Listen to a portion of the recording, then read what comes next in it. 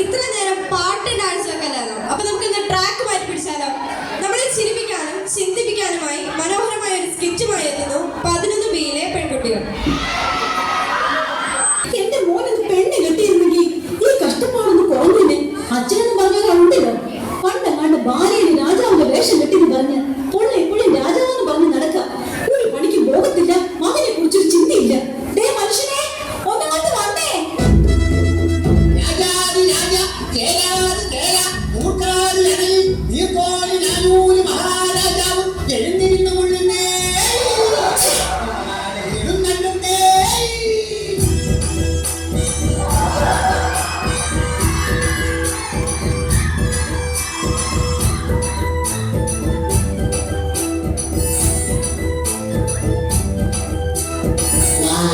വാടി മുറിയക്കുട്ടി നീയാണെന്റെ തങ്കക്കട്ടി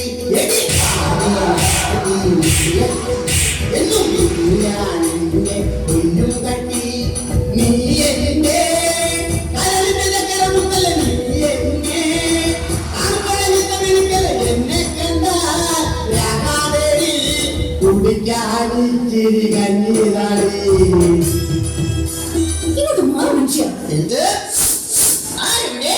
ഇവിടെ ഒന്നും ആരുമില്ല. അല്ല, ആരുമില്ലാന്നറിയാം, എന്നാലും വെറുതെ ചോദിക്കതാ. ഇത്രയും നാള് ബാല കളിച്ച് നടന്നിട്ട് കിട്ടിയതാ. ഈ നശിപ്പിച്ച ആരെവിടെയും ആ പണിച്ച വാടും. വാടിന്റെ കാര്യം പറഞ്ഞപ്പോഴാണ് നാം ഒരു കാര്യം കൊടുത്തത്. നാം ഇന്നലെ എവിടെയോ വാട് വെച്ചു. അത് എവിടെയാണ്? എവിടെയാണോ? ദേ ആ അടുക്കളയുടെ മൂലയ്ക്ക്. 100 തവണ അടുക്കാൻ മേല. ആ വാടിന്റെ കാര്യമല്ല പറഞ്ഞത്, നാം നമ്മുടെ ഉടവാളിന്റെ കാര്യമാണ് പറഞ്ഞത്. അല്ലാതെ നിന്റെ അപ്പം കൊണ്ടുവന്ന ശ്രീധരത്തിന്റെ കാര്യമില്ല. എന്റെ അപ്പനെ ഞാൻ വിളിക്കുന്നു.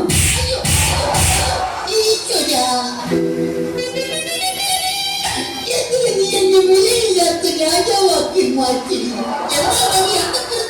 ഇറങ്ങിപ്പോകുന്നു. എങ്ങോട്ട്? ചൂത് കളിക്കാൻ. ഒരു കാര്യം ഞാൻ പറഞ്ഞേക്കാം, എന്നത്തെ കൊണ്ട് ഈ ഒടുക്കത്തെ ചൂട് കളി നിർത്തിക്കണം. സാധ്യമല്ല. രാമായണത്തിലെ പണ്ടുപണ്ടവരായ 4 പേരും ചൂത് കളിക്കാരായിരുന്നു. അവരെ പോലെയാണ് ഞാനും. എന്നാലേ ഞാൻ മഹാഭാരതത്തിലെ പാഞ്ചാലിയാവും. 5 കെട്ടിയന്മാരെ ഒപ്പിച്ച പോലെ.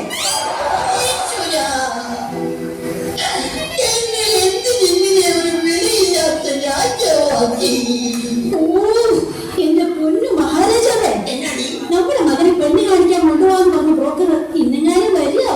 സമ്പൂജ്യരായ അച്ഛനും അമ്മയ്ക്കും ഞങ്ങളുടെ അഭിവാദനങ്ങൾ. അയ്യോ, ഇതാരാ? അറിയില്ലേ? ഇതാണ് ചെറുക്കന്റെ അച്ഛൻ. പാലക്കാരനാണ്, പാലക്കാരൻ. അപ്പൊ ആശാനെ പോലെ തന്നെ എന്ന് വെച്ചാൽ മരപ്പറ്റി കൂട്ട്. ഇന്നലെ കഥാപ്രസംഗ പരിപാടിയുണ്ട്. തുടങ്ങാൻ ഉദ്ദേശിച്ചത് 10 മണിക്ക്. തുടങ്ങിയപ്പോൾ 11 പിന്നെ 12 അവസാനം 1. അതെ, കാണാൻ ഒരാൾ മാത്രമാണ്. നീ സിമ്പലിച്ചോ, പക്ഷെ എനിക്ക് തരിക്കല്ലേ. അതാണോ ഇത്രയും വൈകിയത്? വരുന്ന വഴിക്ക് ഞങ്ങളുടെ വണ്ടി ഒന്ന് പഞ്ചറായി. എന്നിട്ട് സ്റ്റെപ്പിനില്ലായിരുന്നു. സൈക്കിളിന് എവിടെയാണ് സ്റ്റെപ്പിനി? കയ്യിലൊരു കെട്ട്. 3 വർഷം മുമ്പ് ആശാൻ ഒരു കെട്ട് നടത്തിയതിന്റെ പാരിതോഷികമായി പെണ്ണിന്റെ അപ്പം കൊടുത്ത വെട്ട. അതിന്റെ കെട്ട് എങ്ങനെ വെട്ടാതിരിക്കും? താനെനിക്ക് കിളിമോളൊരു പെണ്ണിനെ കെട്ടിച്ചു തരാന്ന് പറഞ്ഞിട്ട് ഈ നിൽക്കുന്ന മൂങ്ങയല്ലോ ഞാൻ കെട്ടിക്കുന്നത്. മൂങ്ങ എന്താ കിളി അല്ലേ? വായ പൊളിച്ചു നിൽക്കാതെ എങ്ങനെയുള്ള പെണ്ണ് വേണമെന്ന് പറഞ്ഞു കൊടുക്ക. അതെ, പെണ്ണു വേണം, ഒരു പെണ്ണു വേണം, മുടിക്ക പോലൊരു പെണ്ണു വേണം, നല്ലോണം തടി വേണം, അതിനൊക്കെ മുടി വേണം, ഇതനം വേണ്ടോളം കിട്ടി വേണം. ഞാൻ അവതരിപ്പിക്കുന്ന പെണ്ണിനെ കുറിച്ച് പറയുകയാണെങ്കിൽ സുന്ദരിയാണവൾ, സുമുഖിയാണവൾ, സുശീലയാണവൾ, ജാനകിയാണവൾ, വെല്ലിമയാണവൾ, മേക്കപ്പ് ഇല്ലെങ്കിൽ വെല്ലുമ്മയാണവൾ. കുമ്പളടിക്കല്ലേ. എന്തായാലും വേണ്ടില്ല, ഞങ്ങളെ പൊന്നു പോലെ നോക്കുന്ന പെണ്ണാവണം. ഞാൻ അറിയാൻ പാടില്ലാണ്ട് ചോദിക്കുക, ഈ നാടിന്റെ രോമാഞ്ചമായി പാറിപ്പുറന്ന് നടക്കുന്ന യുവകോമളനെ പിടിച്ച് നിങ്ങൾ എന്തിനാണ് പെണ്ണ് കെട്ടിക്കുന്നത്? എന്തിനാണെന്നോ അവനെ കുറിച്ച് നിങ്ങൾക്ക് അറിയില്ല. ഒരു മകനെനിക്കുണ്ട് തങ്കപ്പൻ, അവളുള്ള കടവിളി വിളിച്ചിരിക്കണ തങ്കപ്പൻ. ചെറുക്കനെ കുറിച്ച് കൂടുതൽ അനുസരിച്ച് നമുക്ക് എല്ലാവർക്കും കൂടി പെണ്ണിന്റെ വീട്ടിലേക്ക് ഒരു യാത്ര പോകാം. ഇതെങ്കിലും ഒന്ന് നടന്നാ മതിയായിരുന്നു. നാം കല്യാണ മാമാങ്കത്തിന് പോയി വരട്ടെ. എങ്ങോട്ടെങ്കിലും ഒന്ന് പോടോ.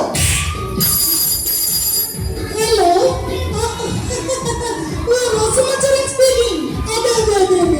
അയ്യോ, ഇന്നത്തെ ഡോഗ് ഷോയ്ക്ക് ഡോഗിനെ കൊണ്ടുവരാൻ പറ്റില്ല.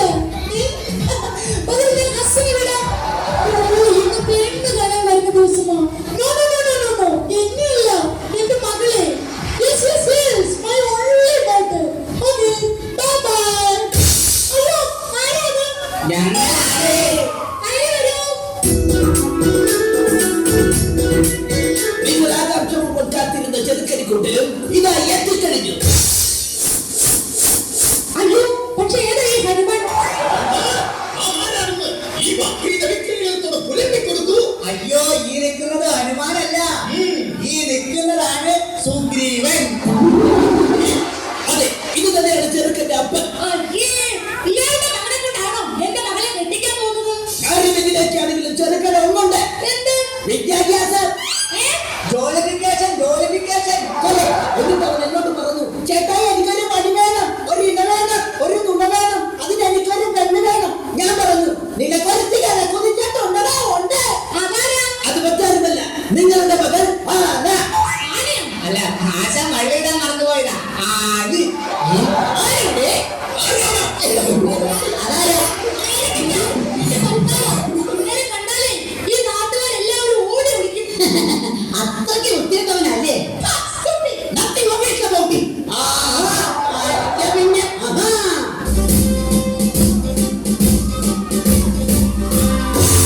സത്യം പറ, ആരാണ് ഇത്? അതെ, കല്ലത് സാറിന്റെ മകളെ കാണാൻ വന്ന ചെറുക്കന്റെ തന്തയാണത്. ഓക്കെ, ഓഹോ, അത് ശരി. എന്റെ മകളെ കസ്റ്റഡിയിൽ എടുക്കാൻ വന്നാണല്ലേ? ഇങ്ങോട്ട് മാറുക. എവിടെയാണ് നിങ്ങളെ കൂടി ചെറുക്കനെ ഒളിപ്പിച്ചു വെച്ചിരിക്കുന്നത്? ചെറുക്കൻ കാറിനകത്ത് അരിമടങ്ങിയിരിക്കുകയാണ്. അരിമടങ്ങിയിരിക്കുകയാണ്. പോയി തൊണ്ടി സഹിതം പൊക്കിക്കൊണ്ട് വരാ. എല്ലാരും കൂടി എന്നെ പെടുത്തുന്നു. പോയി വിളിച്ചു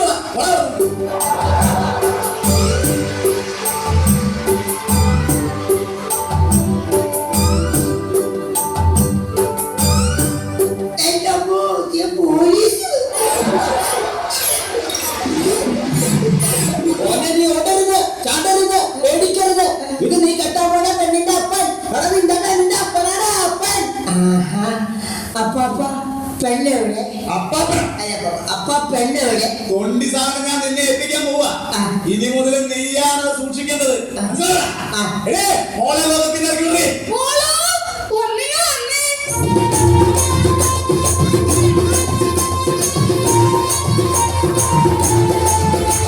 ചെറുക്കനും പെണ്ണും തമ്മിൽ കണ്ട സ്ഥിതിക്ക് അവരവിടെ ലാത്തി അടിക്കട്ടെ. നമുക്ക് അപ്പുറത്ത് പോയി ലാത്തിച്ചാറ് നടത്താം.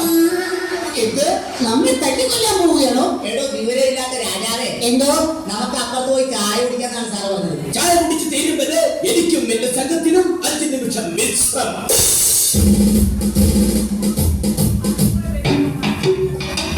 അയ്യോ,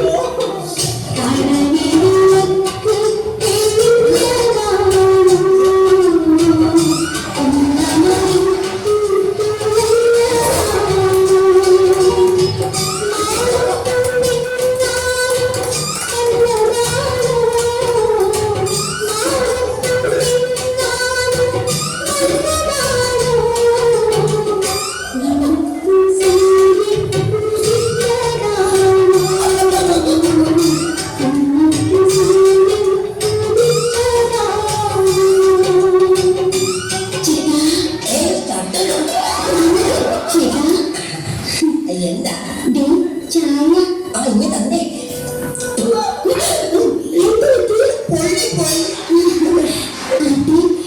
ഇഷ്ടപ്പെട്ടു. ഒന്നുകൂടി കിട്ടിയിരുന്നെങ്കിൽ. എന്ത് ചായ എന്നെ ഇഷ്ടമായോന്ന് അയ്യോ, നിന്നെനിക്ക് ഭയങ്കര. ചേട്ടൻ എന്നോട് എന്തെങ്കിലും ചോദിക്കാനുണ്ടോ? പിന്നെ പെണ്ണെ, ഞാൻ ചായ കുടിക്കുമ്പോ നിങ്ങളുടെ പട്ടി എന്തിനാ എന്നെ തുറിച്ചു നോക്കുന്നത്? അത് പിന്നെ അവന്റെ പാത്രത്തിൽ ചായ കുടിച്ച അവൻ ചേട്ടനെ നോക്കാതിരിക്കോ? അല്ല പിന്നെ, നിനക്കെന്താ പണി?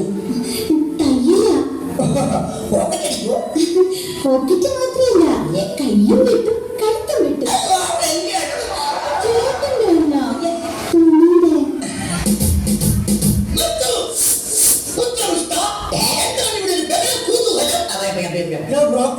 ഈ ഒന്നും എത്രയാണ്?